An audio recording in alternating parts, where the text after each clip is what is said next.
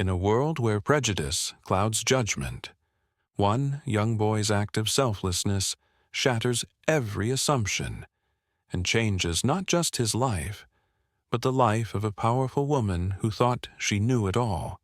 The morning sun cast long shadows on the pavement as Elijah weaved through the bustling city streets.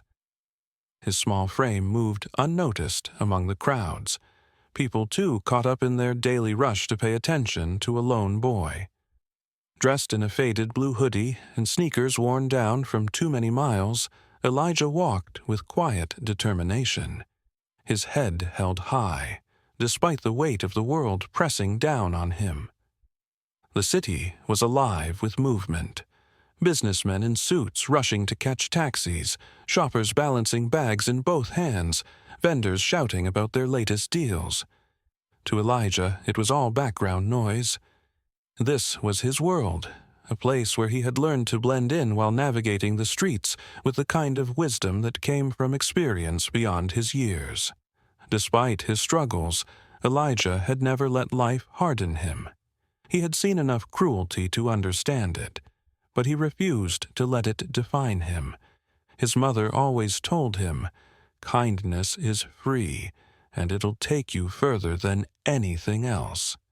He carried those words with him, even on the hardest days. But today, fate had something different in store. As he walked past a sleek black car parked near the sidewalk, a sudden sound caught his attention, a choked, desperate gasp, barely audible over the city's hum. Elijah stopped in his tracks, his sharp eyes scanning for the source. And then he saw her. A woman, elegantly dressed in a tailored gray suit, leaned heavily against the side of the car, her hand clutching her chest. Her face was pale, her breaths shallow. Strands of dark hair stuck to her forehead, and her usually poised demeanor was shattered by something invisible, yet overwhelming. Elijah glanced around. Dozens of people were nearby, but no one noticed. No one stopped. His heart pounded in his chest as he took a step forward. "Ma'am," he called out hesitantly. The woman barely looked up, her lips parting as if to speak, but no words came. Elijah didn't hesitate any longer. He rushed forward, reaching for her arm to steady her as her knees threatened to give out. "You're gonna be okay," he assured her, even as fear clawed at his stomach. "I got you." He looked around again, searching for help. A businessman glanced their way but quickly looked back at his phone. A woman pushing a stroller swerved to avoid them. It was as if they were invisible. Elijah knew he didn't have time to waste. He reached into the woman's bag, searching until he found her phone. Hands shaking, he unlocked the screen and tapped the emergency number. 911, what's your emergency? Elijah swallowed hard, tightening his grip on the woman's arm. "I need help. A lady. She's having trouble breathing. I think she's having a heart attack." The dispatcher asked for their location, and Elijah rattled off the street signs he had memorized from years of walking these roads. The woman's grip on his sleeve tightened. Her lips trembled, and her eyes, filled with something Elijah couldn't quite place, locked onto his. You're just a boy," she rasped. Elijah's jaw clenched. "And you're gonna be okay," he said again, this time with more certainty. He could hear the distant wail of sirens now getting closer. Relief flooded him, but he didn't loosen his grip. He would not leave her side. As the ambulance pulled up, paramedics rushed out, quickly assessing the situation. One of them, a tall man with kind eyes, looked at Elijah in surprise. "Did you call this in?" Elijah nodded. The paramedic gave him a long look before nodding in approval. "You might have just saved this woman's life, kid." Elijah didn't need recognition. He just needed to know she was going to be okay. As they loaded the woman into the ambulance, she turned her head, her gaze meeting Elijah's one last time. Something had changed in her eyes. something raw, something grateful. And though Elijah didn't know it yet, today wasn't just about saving a life. It was about shattering assumptions, challenging beliefs, and proving that heroes don't always wear suits or carry badges. Sometimes they're just kids walking home from school, willing to stop when no one else does. And for Elijah, this was only the beginning. Elijah moved through the city streets like a ghost, unseen and unnoticed by the world around him. The people who passed by, businessmen in tailored suits, mothers pushing strollers, teenagers glued to their phones, barely acknowledged his presence. He had long learned that people like him, a homeless black boy, existed in the shadows. If they noticed him at all, it was usually with wary glances or disapproving stares, as if his very existence was an inconvenience to their perfect world. He had been on his own for as long as he could remember. His parents were a blur, a distant memory buried under years of struggle. He had no family, no home, no warm meals waiting for him at the end of the day. But despite it all, Elijah had something few others did, an unwavering sense of kindness. Even with empty pockets and an empty stomach, he would give his last piece of bread to someone hungrier than him. He had seen enough cruelty in the world to know that he never wanted to be a part of it. That morning had started like any other. Elijah had woken up on a park bench, stretching his sore limbs as the sun peeked over the buildings. He had walked to the community shelter hoping for a meal, but they had run out of food before he got there. It wasn't the first time, and it wouldn't be the last.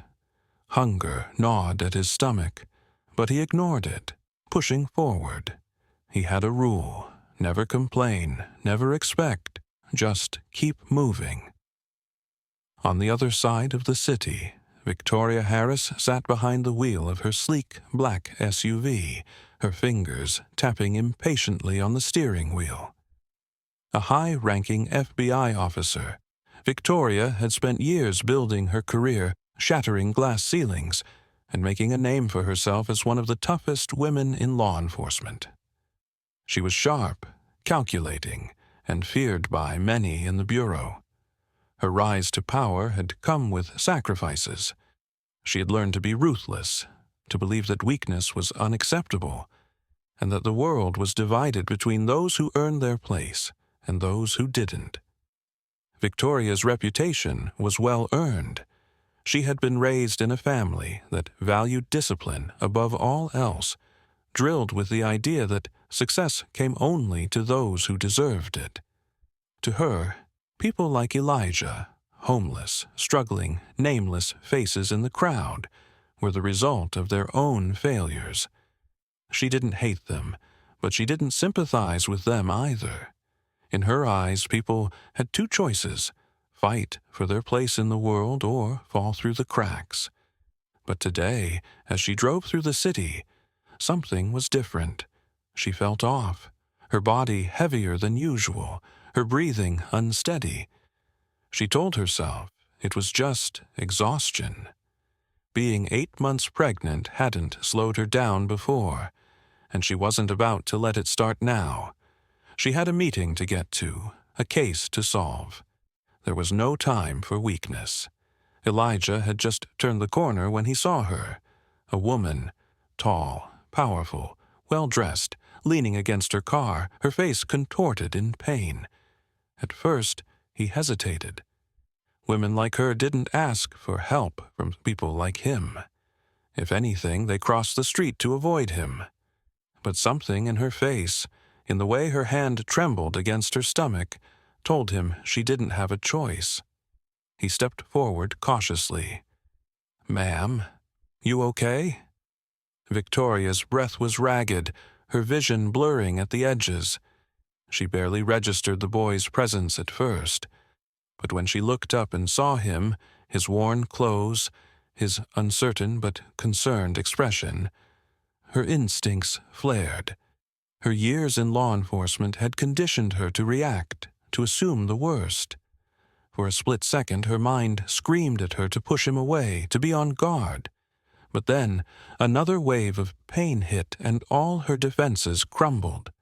The city was alive with movement, cars honking, people hurrying across crosswalks, conversations buzzing in the air. Yet, in the middle of all this chaos, Victoria Harris felt her world narrowing to a single moment of panic. As she stepped onto the street, a sudden, sharp pain shot through her chest. She gasped, but no air came. Her throat tightened as an unfamiliar sensation clawed at her lungs. Her hand instinctively clutched her throat, her body lurching forward as her knees buckled. The overwhelming realization hit her. She was choking. She stumbled in the middle of the crosswalk, her breath escaping in short, desperate gasps. A sharp pain coiled in her stomach as her pregnant body struggled to maintain balance. She reached out, but the people around her only backed away, their faces frozen in uncertainty. No one moved to help. The pedestrians waiting at the crosswalk hesitated, their eyes wide with fear. Some fumbled for their phones, but none of them stepped forward. It was as if an invisible wall separated them from action, as if they assumed someone else would take responsibility. Others turned away, their pace quickening, unwilling to involve themselves in something that wasn't their problem. Elijah had just turned the corner when he saw the commotion. He could barely make sense of the scene at first. A woman, dressed in fine clothes, on the ground, clutching at her throat. The way people stood frozen, some even moving away from her, made his stomach churn. His instincts kicked in. Without a second thought, he sprinted forward, dodging through the crowd. His heartbeat pounded in his ears, but his mind remained clear. He had seen someone choking before, back when he used to sneak into restaurants looking for leftover scraps. He remembered how one of the cooks had saved a man who was choking, pressing against his stomach in sharp, quick motions. Now it was his turn. Elijah dropped to his knees beside Victoria, his hands steady, despite the pounding adrenaline in his veins. "Ma'am, hold on," he called. But Victoria could barely hear him. Her eyes were wide with fear, her breaths shallow and erratic. He wrapped his arms around her, his small frame pressing into her back as he positioned himself. He wasn't strong, but he had to be enough. He balled his fists and thrust them upward against her diaphragm, just like he had seen before. 1, 2, 3. The people standing around finally snapped out of their trance. A few gasps rippled through the crowd as they realized what was happening. Some even pulled out their phones, recording the moment as the homeless boy, this child they had ignored moments before, fought to save a woman they would have considered untouchable. 4, 5. And then finally, a cough. A desperate, hacking cough tore through Victoria's body as a piece of food dislodged from her throat. Air rushed into her lungs, her chest heaving as she gasped, her body trembling from the effort. For a moment, everything was silent. Then realization dawned in her eyes as she turned toward Elijah, her breath still uneven. Their gazes locked, hers filled with shock, his with quiet determination. The world around them seemed to blur. The crowd murmured in hushed tones, their perspectives shifting before their very eyes. The boy, who had been invisible to them, was now the only one who had done something. The only one who had moved. Elijah sat back on his heels, his own breath ragged. His hands trembled, but not from fear, from exhaustion, from relief. He had done it. Victoria's hand instinctively pressed against her stomach, protective and grateful. Her eyes studied the boy before her, her mind struggling to catch up with the reality of what had just happened. A homeless child. A boy she wouldn't have looked at twice before today. And yet, he was the only one who had saved her. She didn't know what to say. Elijah, always quick to read the room, shifted awkwardly. He wasn't expecting thanks, nor did he need them. He had done what was right. That was all that mattered. The onlookers around them weren't as silent anymore. Their whispers carried in the wind, shame lingering in their voices as they acknowledged what they had ignored. "Did you see that? That kid. He saved her life.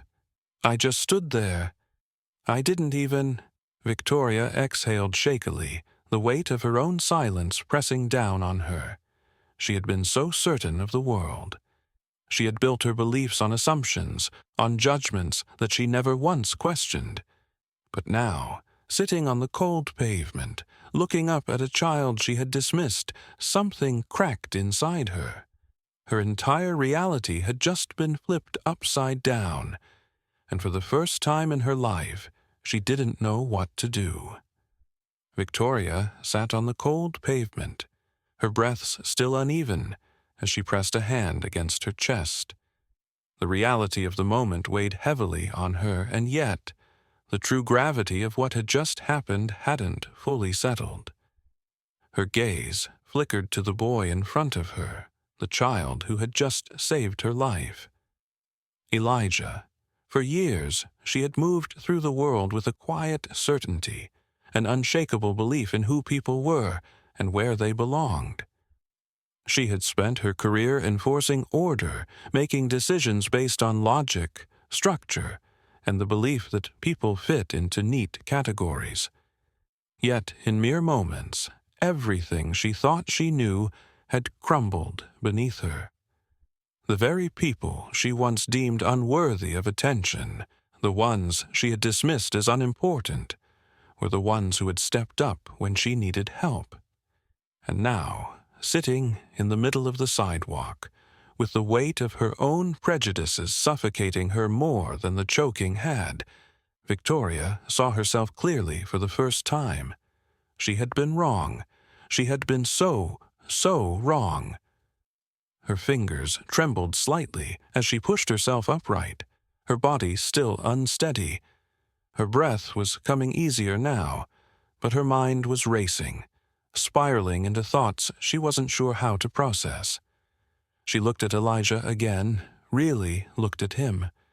His small frame, his worn-out clothes, the tiredness in his eyes that should not belong to a child, but also the quiet dignity with which he carried himself. He didn't look at her like the others did. He wasn't waiting for praise. He wasn't expecting anything.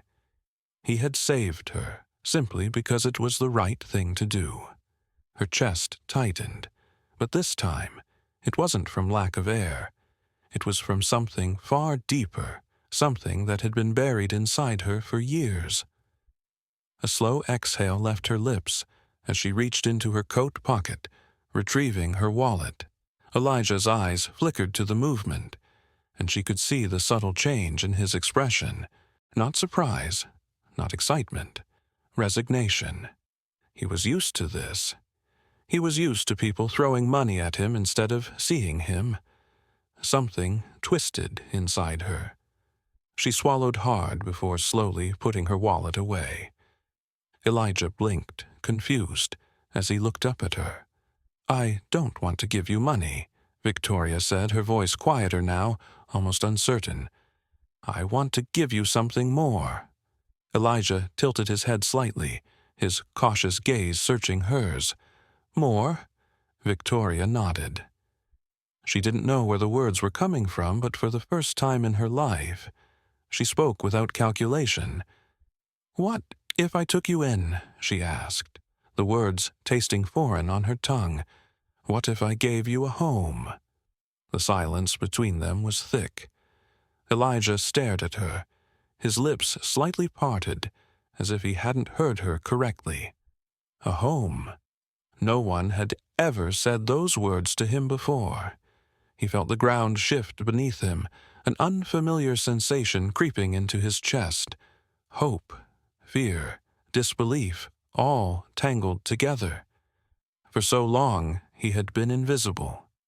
For so long, people had looked past him, through him, as if he were nothing more than the background of their perfect little world.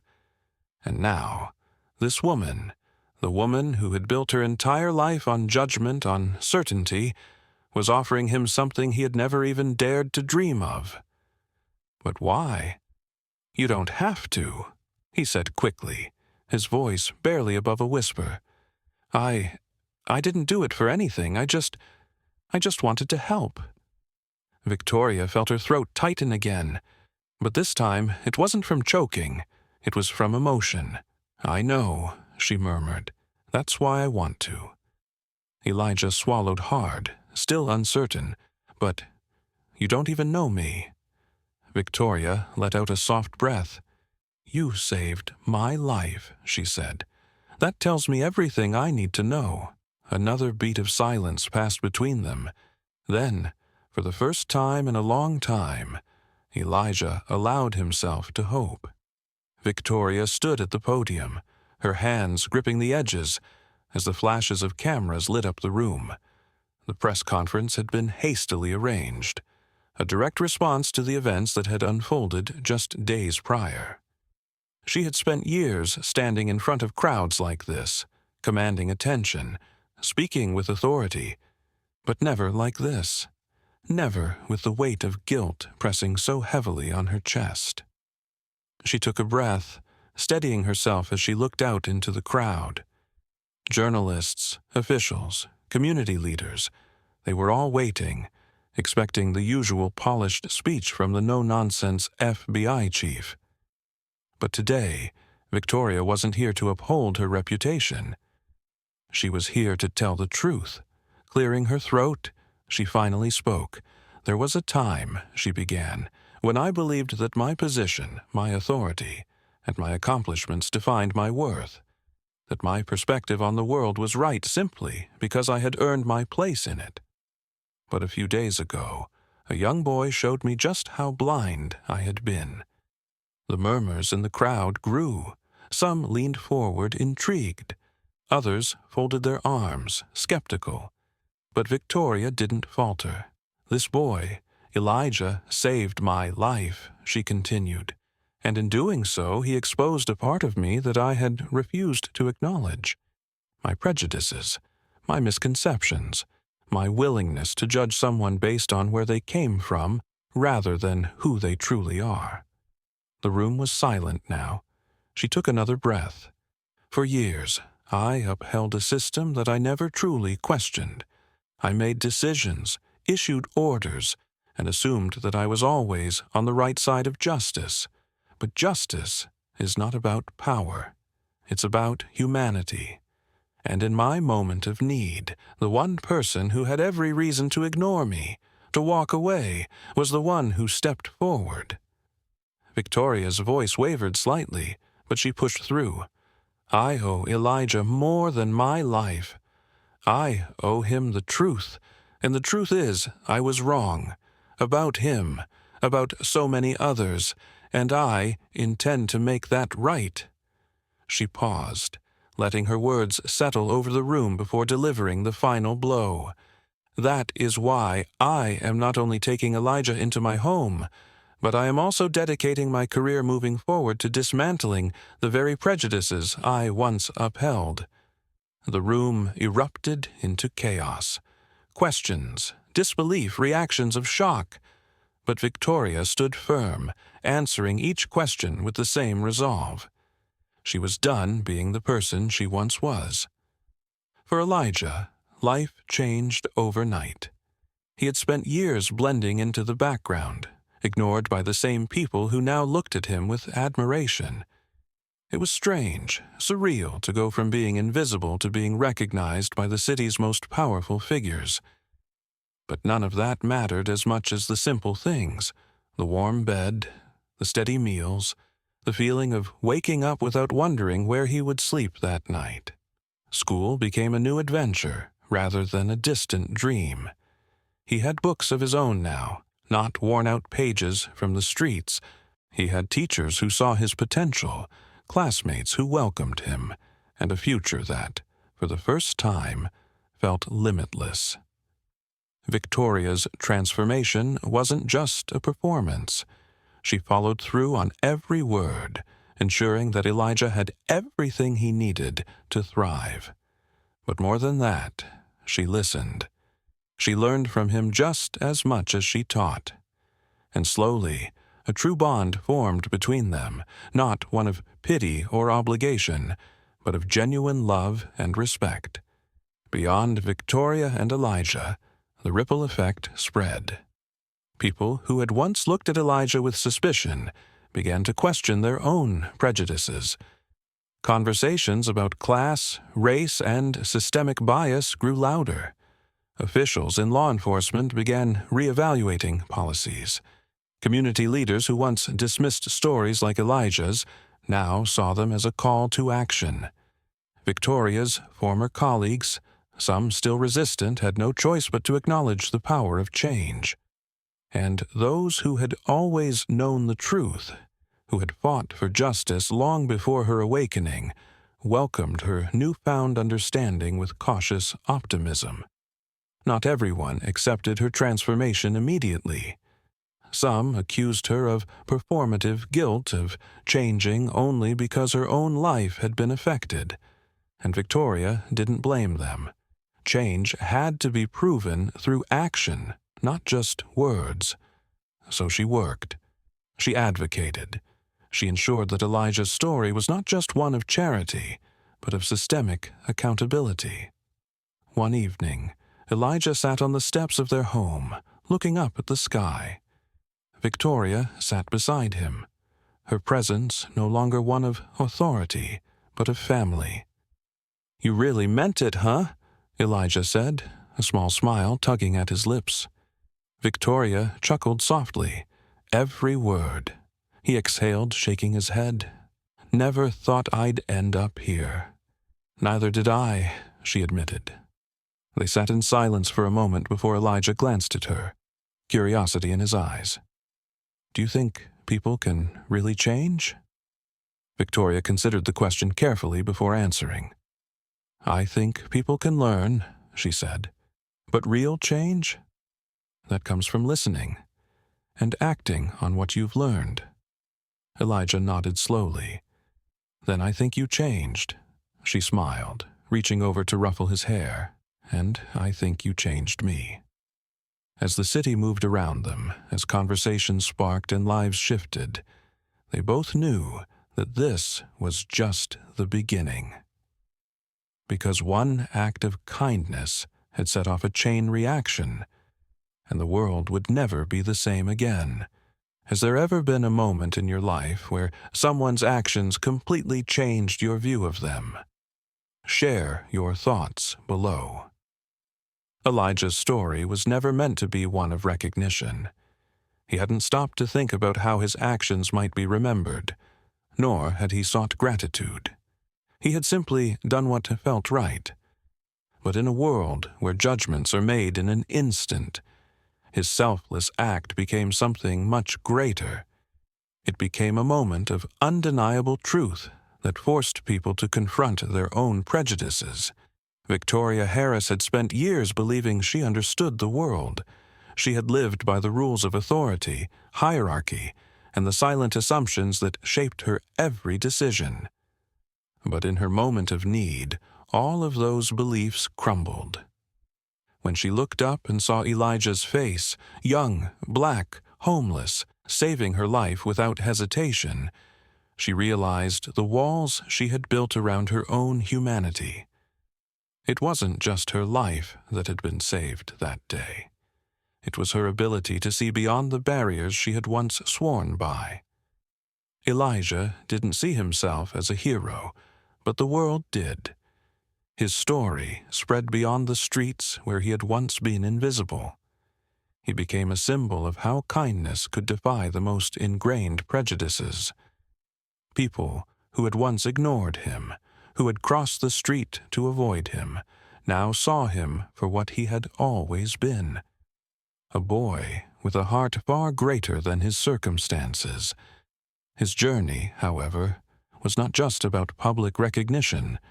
It was about change. Real, tangible change. Victoria's transformation was not just a personal reckoning. It became a statement to those who had once stood beside her in judgment. She didn't just apologize. She took action. She used her influence to dismantle the very prejudices she had once upheld. She opened doors that had been closed to people like Elijah for far too long. And Elijah, he didn't let his newfound recognition change who he was at his core. He used his voice to help others like him, making sure that no child would be left to fight alone. The streets that had once been his entire world became the place where he built a new one where kindness and humanity triumphed over wealth and power. The lesson was clear. It's not where you come from that defines you. It's what you do when it matters most. Elijah's act of kindness didn't just change his life. It changed the lives of those who had refused to see him. It shattered the illusions of superiority and showed that heroism doesn't come from status or privilege, but from the choices we make in moments that define us. As the world watched, as opinions shifted and long-held beliefs were questioned, one undeniable truth remained. Kindness, in its purest form, has the power to change everything.